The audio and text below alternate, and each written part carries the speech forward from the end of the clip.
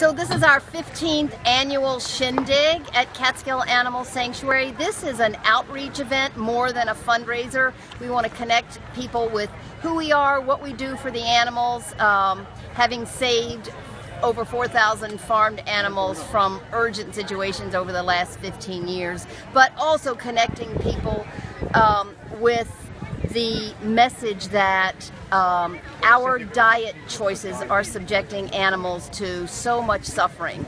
So we encourage, through our programming, we encourage people to move in the direction of a plant-based diet. So it's really a dual purpose. We got speakers all day, fitness tent, children's activities, tours, programming, and we had a beautiful turnout of probably, I don't know, 1,200 people.